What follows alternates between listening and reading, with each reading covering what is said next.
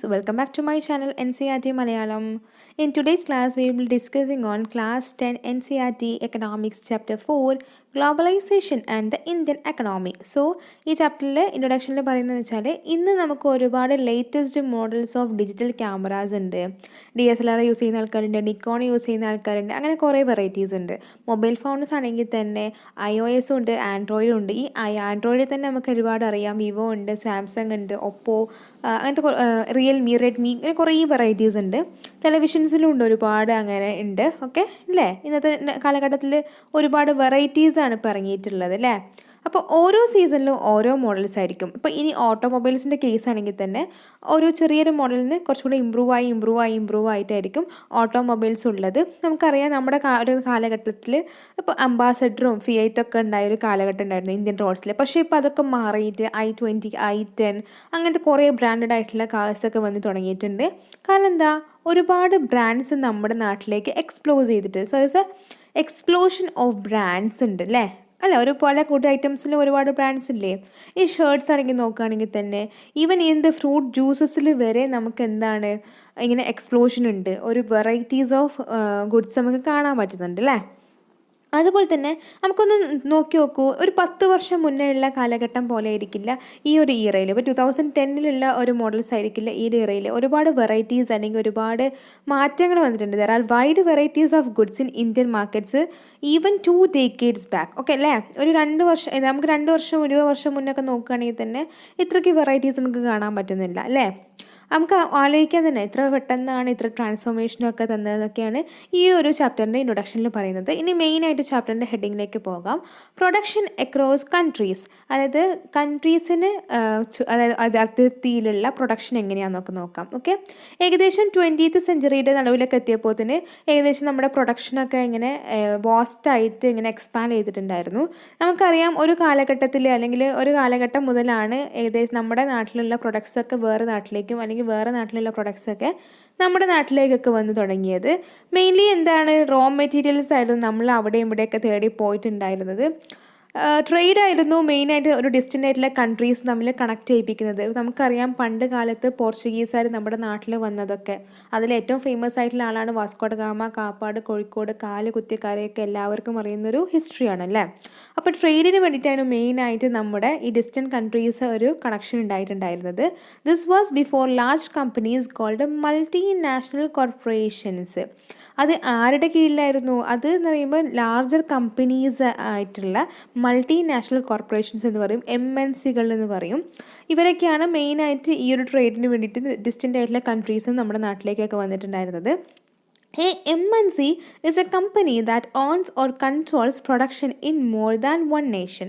ഒരു നേഷനിൽ അല്ലാതെ ഒന്നിൽ കൂടുതൽ നേഷനിൽ ഇങ്ങനെ പ്രൊഡക്ഷനും കാര്യങ്ങളൊക്കെ കൺട്രോൾ ചെയ്യുന്ന ഒരു വലിയ ഒരു കമ്പനിയാണ് ആര്? MNC എന്ന് പറയുന്നത്. അത് മൾട്ടിനാഷണൽ കോർപ്പറേഷൻ എന്ന് പറയും. അപ്പോൾ നമുക്ക് നോക്കാം എങ്ങനെയാണ് ഒരു നാഷൻ അല്ലാതെ കൂടുതൽ നാഷൻസൊക്കെ ഇവർ ഈ ഒരു പ്രോസസ്സിങ്ങിനും ഒരു ഗുഡ്സിൻ്റെ പ്രൊഡക്ഷനിലൊക്കെ ഇൻക്ലൂഡ് ചെയ്തിരിക്കുക അല്ലെങ്കിൽ ഇൻവോൾവ് ചെയ്തിരിക്കുക നമുക്ക് നോക്കാം.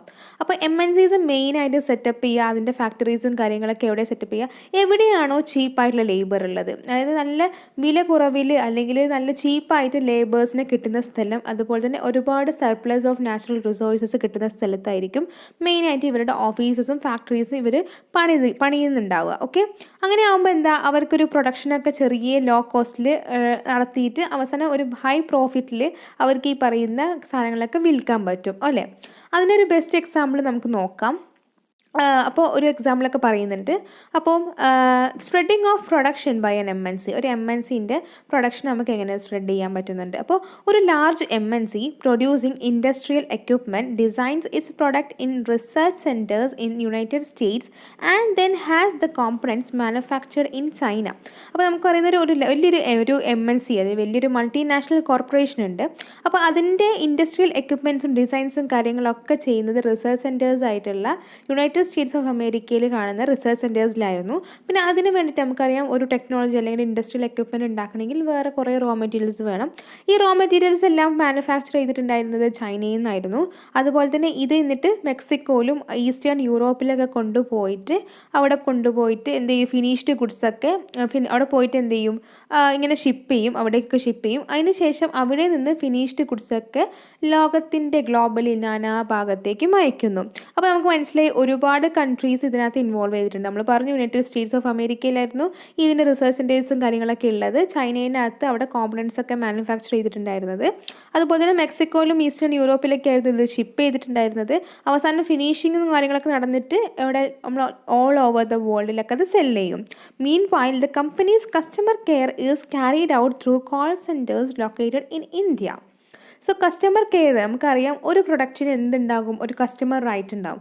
നമ്മൾ ഏതൊരു സാധനം മാർക്കറ്റിൽ നിന്ന് വാങ്ങുകയാണെങ്കിൽ ഇപ്പോൾ ഒരു മൊബൈൽ ഫോൺ ആകട്ടെ, അതുപോലെ തന്നെ ഒരു ടെലിവിഷൻ ആകട്ടെ, അത്യാവശ്യം ഒരു വിലപിടിപ്പുള്ള എന്ത് സാധനം വാങ്ങിയാലും അതിനെന്തുണ്ട്, ഒരു കസ്റ്റമർ റൈറ്റ് ഉണ്ട് അല്ലേ. ഇവനൊരു സോപ്പ് വാങ്ങിയാൽ പോലും അതിനൊരു കസ്റ്റമർ റൈറ്റ് ഉണ്ട്, അതായത് കസ്റ്റമറുടെ അവകാശം, വാങ്ങുന്ന ആളുടെ അവകാശമുണ്ട്. അപ്പോൾ അതിനുവേണ്ടി നമുക്ക് എന്തെങ്കിലും ഒരു ക്വറീസും കാര്യങ്ങളൊക്കെ വരുമ്പോൾ നമ്മൾ ആരെ വിളിക്കും, അതിൻ്റെ ബാക്കിനകത്തുള്ള 1400 എന്നൊക്കെ പറഞ്ഞെങ്കിൽ നമ്പേഴ്സ് നിങ്ങൾ കണ്ടിട്ടുണ്ടാകും. അതിലേക്ക് നമ്മൾ വിളിക്കും, ഇന്ന പ്രശ്നങ്ങളുണ്ട്, ഇന്ന ക്വാളിറ്റി ഇല്ല എന്നൊക്കെ പറഞ്ഞിട്ട് വിളിക്കും. അപ്പോൾ ഇതൊക്കെ ഡീൽ ചെയ്യാൻ ആര് വേണം, ഒരുപാട് എൻജിനീയേഴ്സ് വേണം, അല്ലെങ്കിൽ ഒരുപാട് കസ്റ്റമർ കോൾ സെൻറ്റേഴ്സിലെ വർക്കേഴ്സ് വേണം. ഇത് മെയിൻലി ലൊക്കേറ്റ് ചെയ്ത് ഇന്ത്യയിലാണ്. അപ്പോൾ നമ്മൾ പറഞ്ഞ India, China, United States of America, eastern Europe, Mexico, ഇതെല്ലാം പറഞ്ഞു. ഇതൊക്കെ കണക്ട് ചെയ്തിട്ടാണ്. അതുകൊണ്ടാണ് MNCകൾ എന്ന് പറയുന്നത് which controls production in more than one nation എന്ന് പറയുന്നത്. Okay, hopefully you got it.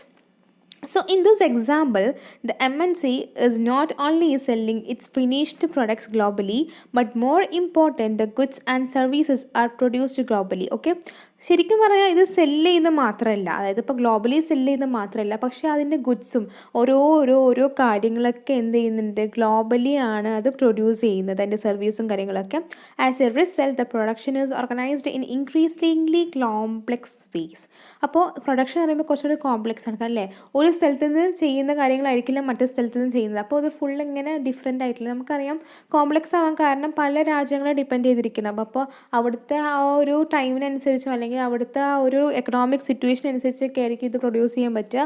നമ്മളിപ്പോൾ ഒരു സോപ്പ് ഉണ്ടാക്കുക, ഒരു മാനുഫാക്ചറിങ് ഒരു ഫാക്ടറി ഇട്ടിട്ടുണ്ട്, അവിടെ തന്നെ സോപ്പ് ഉണ്ടാക്കുക, സാപ്പോണിഫിക്കേഷൻ പ്രോസസ്സ് നടത്തുക, എല്ലാ കാര്യങ്ങളും പാക്കിംഗ് അടക്കം ഒരു കാര്യത്തിൽ ചെയ്യുകയാണെങ്കിൽ നമുക്ക് എന്ത് ചെയ്യാൻ പറ്റും, കുറച്ചും കൂടെ കോംപ്ലെക്സ് അല്ലാത്ത ഒരു സിമ്പിൾ വേയിൽ ചെയ്യാൻ പറ്റും അല്ലേ. എല്ലാം ഒരു സ്ഥലത്ത് തന്നെ ആകുമ്പോൾ കുറച്ചും കൂടെ സിമ്പിളായിട്ട് നമുക്ക് ചെയ്യാൻ പറ്റും. പക്ഷേ പലതും പല സ്ഥലത്താണെങ്കിൽ, നിങ്ങൾക്ക് ജസ്റ്റ് ഒരു എക്സാമ്പിൾ പറയുകയാണെങ്കിൽ, നിങ്ങളുടെ വീട്ടിൽ നിങ്ങൾ ഡ്രസ്സ് എന്ത് ചെയ്യുക, ഒരു അലമാരയ്ക്കകത്തോ അല്ലെങ്കിൽ ഒരു റാക്കിനകത്തോ ഷെൽഫിനകത്തൊക്കെ അടുക്കി വെക്കുകയാണ്. അപ്പോൾ നിങ്ങൾക്ക് എന്താണ് പെട്ടെന്ന് നല്ല രീതിയിൽ ഏതൊക്കെ ഡ്രസ്സുകളാണ് ഓരോ ദിവസം മൺഡേ ടു സാറ്റർഡേ വരെ ഏതൊക്കെ ഡ്രസ്സ് വേണമെന്ന് വെച്ചാൽ അതിനനുസരിച്ച് എടുത്തിട്ട് നമുക്ക് യൂസ് ചെയ്ത് കൊണ്ടുപോകാം. പക്ഷേ പലതും ഒരു വീട്ടിലുള്ള പല റൂംസിലാണ് അറേഞ്ച് ചെയ്തിട്ടുണ്ടെന്ന് വെച്ചാൽ it will be difficult for you. അതായത് അതുപോലെ തന്നെയാണ് ഇതും. അതായത് പല സ്ഥലത്തായതുകൊണ്ട് തന്നെ ഈ ഒരു പ്രോസസ്സ് എന്ന് പറയുന്നത് ഭയങ്കര കോംപ്ലെക്സ് ആണ്. അങ്ങനെ പ്രൊഡക്ഷൻ എന്ന് പറയുന്നത് ഡിഫറെൻ്റ് ആയിട്ട് ഡിവൈഡ് ചെയ്തിട്ടുണ്ട്. നമ്മൾ പറഞ്ഞു, ഒരു സ്ഥലത്ത് മാനുഫാക്ചർ ചെയ്യുന്ന കാര്യങ്ങളായിരിക്കില്ല, മറ്റേ സ്ഥലത്ത് ഫിനിഷിങ്ങും, വേറെ സ്ഥലത്ത് അതിൻ്റേതായിട്ടുള്ള വേറെ കാര്യങ്ങളൊക്കെയാണ് ചെയ്യുന്നത് എന്നൊക്കെ പറഞ്ഞു. അപ്പോൾ in above example, China provides advantages of being cheap manufacturing location. അപ്പോൾ ചൈന ആണ് കൂടുതലും ചീപ്പായിട്ടുള്ള കാര്യങ്ങളൊക്കെ വിൽക്കുന്നത്. അപ്പോൾ അവിടെയാണ് ഒരു ചീപ്പ് മാനുഫാക്ചറിങ് ലൊക്കേഷനായിട്ട് ഈ ഒരു എക്സാമ്പിൾ കാണിക്കുന്നത്. അതുപോലെ തന്നെയാണ് മെക്സിക്കോ ആൻഡ് ഈസ്റ്റേൺ യൂറോപ്പിലൊക്കെ എന്ത് ചെയ്യുന്നുണ്ട്, കുറച്ചൊക്കെ മാർക്കറ്റ്സ് ഒക്കെ കൂടുതലുള്ളത്. മെക്സിക്കോ, US, യൂറോപ്പ് മാർക്കറ്റ്സിലൊക്കെ കുറച്ചും കൂടെ ക്ലോസർ ആവും ഈ മെക്സിക്കോ ആൻഡ് ഈസ്റ്റേൺ യൂറോപ്പിലൊക്കെ നമ്മൾ പോയിട്ട് ഈ പ്രൊഡക്ട്സിൻ്റെ കാര്യങ്ങളൊക്കെ നിൽക്കുമ്പോൾ. ഓക്കെ, പിന്നെ ഇന്ത്യൻ്റെ കാര്യം പറഞ്ഞു, നമ്മൾ കോൾ സെൻറ്റേഴ്സിൻ്റെ കാര്യങ്ങളൊക്കെ പറഞ്ഞു. ഇന്ത്യയിൽ ഒരുപാട് സ്കിൽഡ് ആയിട്ടുള്ള എഞ്ചിനീയേഴ്സ് ഉണ്ട്. ഈ എഞ്ചിനീയേഴ്സ് എന്താണെന്ന് വെച്ചാൽ അതിൻ്റെ ടെക്നിക്കൽ ആസ്പെക്ട്സും കാര്യങ്ങളൊക്കെ നല്ല രീതിയിൽ മൂവ് ഓൺ ചെയ്യും. അതുകൊണ്ട് തന്നെ എഡ്യൂക്കേറ്റഡ് ആയിട്ടുള്ള ഇംഗ്ലീഷ് പറയുന്ന ആൾക്കാരൊക്കെ കൂടുതലും ഇന്ത്യയിലായതുകൊണ്ട് തന്നെ ഇന്ത്യയിലേക്കായിരിക്കും കസ്റ്റമർ കെയർ നമ്പേഴ്സും കാര്യങ്ങളും സർവീസസൊക്കെ പ്രൊവൈഡ് ചെയ്യുന്നത്. Okay, and all this probably can mean 50 to 60% cost savings for the MNC. അപ്പോൾ ഇതൊരൊറ്റ കാരണം തന്നെ MNCക്ക് ലോ പ്രൊഡക്ഷനിൽ, അതായത് 50 to 60% അവർക്ക് എന്ത് ചെയ്യാൻ പറ്റും, അവർക്ക് ഇങ്ങനെ ലാഭിക്കാൻ പറ്റും അല്ലേ. The advantage of spreading out the production across the borders to the multinationals can be truly immense. അപ്പം ഇതിൻ്റെ അഡ്വാൻറ്റേജ് എന്ന് പറയുമ്പോൾ ഒരുപാട് സ്ഥലത്തേക്ക് സ്പ്രെഡ് ആവാം. അതെന്താ ഇവർക്ക് നല്ലൊരു അഡ്വാൻറ്റേജ് ആണ് അല്ലേ. അവർക്ക് ഒരുപാട് സ്ഥലത്തേക്ക് സ്പ്രെഡ് ആകുമ്പോൾ ഒരുപാട് ആൾക്കാർ വാങ്ങിക്കാനുണ്ടാവും. ഒരുപാട് വാങ്ങിക്കാനുണ്ടെങ്കിൽ ഒരുപാട് പ്രോഫിറ്റ് കിട്ടും അല്ലേ. ഇതൊരു സിമ്പിൾ ആയിട്ടുള്ള ഒരു പോർഷനാണ്. അപ്പോൾ ഈ ഒരു സെഷനിലൂടെ നമുക്ക് എന്ത് ചെയ്യാൻ പറ്റും, ഇത് വൈൻഡ് അപ്പ് ചെയ്യാം. ഓക്കെ, അപ്പോൾ അടുത്ത ഇൻ്റർലിങ്കിങ് ദ പ്രൊഡക്ഷൻ അക്രോസ് കൺട്രീസ് എന്ന് പറയുന്നത് നെക്സ്റ്റ് ഒരു പാർട്ടായിട്ട് ഞാൻ ഡിസ്കസ് ചെയ്യാം. അല്ലെങ്കിൽ നിങ്ങൾക്ക് എല്ലാം പറയുമ്പം അവസാനം ബോറടിച്ചു പോകും. പ്രത്യേകിച്ച് എക്കണോമിക്സ് എന്ന് പറയുമ്പോൾ ഒരു സ്റ്റോറി ബേസിസിലായിട്ട് ഒരുപാട് സ്റ്റോറി ഇപ്പം നമ്മുടെ ഈ ടെക്സ്റ്റ് ബുക്കിൽ ഈ ഒരു ചാപ്റ്റർ തന്നെ നമ്മൾ ഇൻക്ലൂഡ് ചെയ്തിട്ടുണ്ട്. So children, please do subscribe, share and like my video.